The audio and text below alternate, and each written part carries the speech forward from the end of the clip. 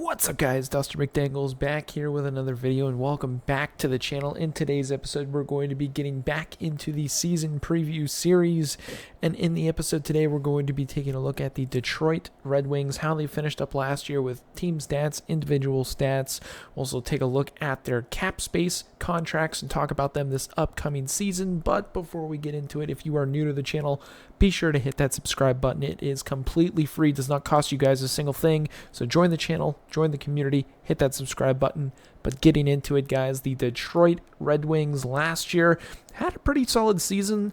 Decent chance there, potentially making a run for the playoffs. There was a little bit of a stumble near the end of the season. They finished 35, 37, and 10 for a total of 80 points, missing out on the playoffs. Individual stats definitely tell a little bit of a different story as to maybe why they fell a little short. Dylan Larkin, 79 points in 80 games played. David Perron, 56 in 82.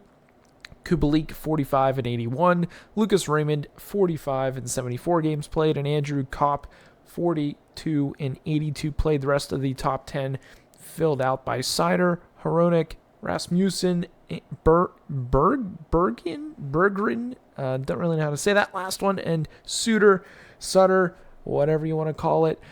Not a lot of guys with a ton of points. Andrew Kopp, I think one of the most disappointing after having been pretty hyped up, had a solid end of the year the previous year with the Rangers, but hopefully he can get back to it with the Detroit Red Wings moving forward. Looking now at their contracts, they still have about $5.1 million in hand in for the good general manager Stevie Y and head coach Derek Lalonde. Gonna be able to put a good team together. Draft capital, looking towards that for next season. They've got one first-round pick, a second, third, fourth, fifth, sixth, and seventh. The first-round pick is actually from the Boston Bruins. One of the players you can't actually see on the list here is Michael Rasmussen. He is on the injured reserve. $1.46 million is on a contract year. And looking at the rest of their contracts right here, guys, they've got a bunch of players up for contract this upcoming season. David Perron, 35 years old. He's got a year left at $4.75. Looking at some other players on this list, Daniel Sprong at $2 million. Christian Fischer, you got Berggren there, Lucas Raymond on the last year of his entry-level contract, as well as Joe Veleno. They are all on contract years, a few of them restricted, a few unrestricted, and on the back end, Shane Gostisbehere signed with the Red Wings, $4.125 million for 1 year, so he's on a contract year. Moritz Seider on the last year of his entry level, and McIsaac as well on the last year of his deal. And then between the pipes, they've got Husso and Reimer on a contract year as well at 35 years old.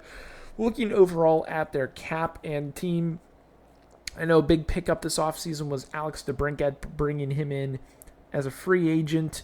I should say it was actually a trade with the Ottawa Senators. They were able to bring him in. He's got 4 years at $7.875 million, which I think is a pretty decent deal for him. Captain Dylan Larkin is signed up for $8.7 million until 2030. You got Andrew Kopp, $5.625 for the next couple of years. You got JT Compher, who they were able to sign in free agency, 5 years, $5.1 million, very good deal there. Fabry, $4 million for the next 2. Costin, $2 million. They signed him from the Edmonton Oilers in free agency. On the back end, they've got Sherratt there, $4.75 for the next 3. Justin Hull, they were able to sign in free agency from the Toronto Maple Leafs, $3.4 million for the next 3.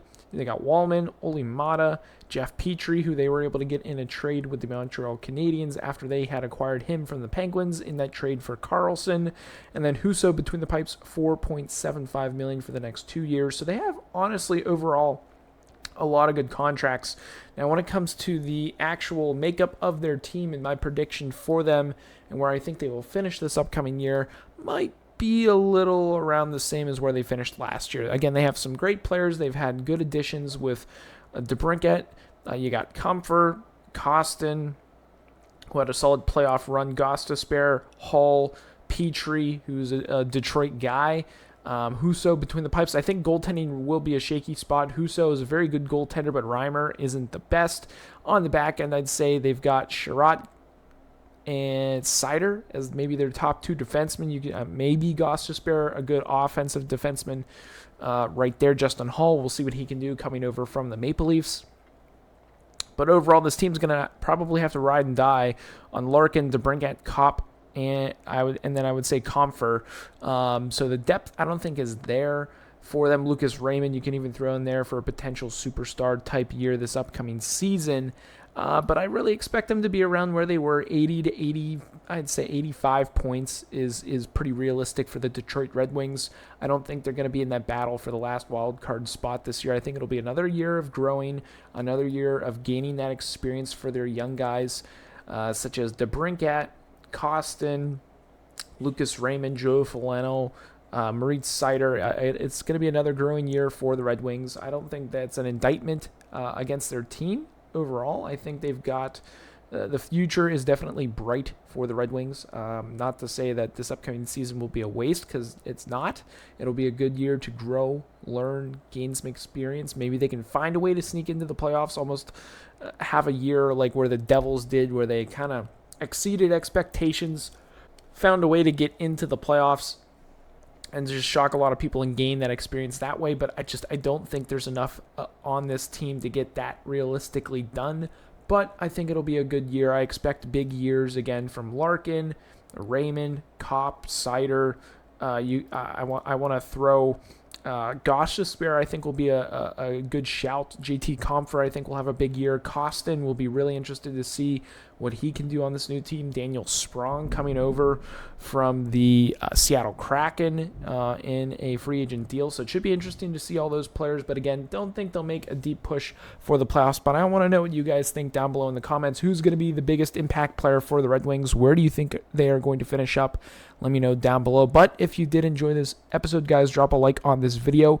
Again, if you are new, hit that subscribe button. It is completely free. Be sure to check out the description as well below. There's a few promo codes for you guys to take advantage of with SeatGeek as well as GFUEL. So check those out. But that's going to be it for this one. I hope you have a good one. And as always, stay dusty.